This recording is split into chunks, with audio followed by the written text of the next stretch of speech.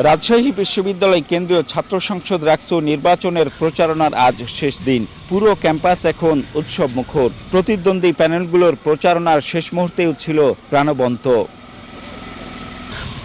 দিনের শুরুতেই অনন্য এক দৃশ্য।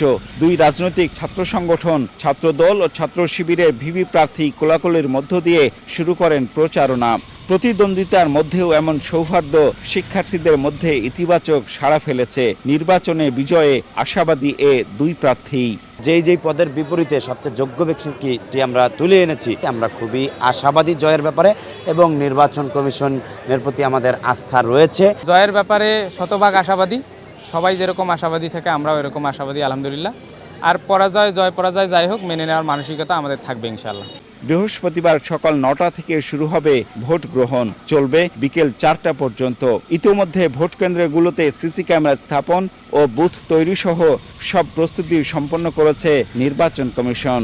প্রতিটা কেন্দ্রে ৬টি ব্যালট বাক্স থাকবে এবং ৬টি রঙের এবং ৬টি ব্যালট পেপারে প্রত্যেকটা যে ভোটার ভোট দিবেন এবং নির্দিষ্ট যে কালার, সেই কালারের বক্সে সেটা ফেলবেন। ৩টার পরে আমাদের কোনো ভিড়ই থাকবে না, কারণ আমাদের সেই প্রস্তুতি রয়েছে, সেই সংখ্যক বুথ রয়েছে।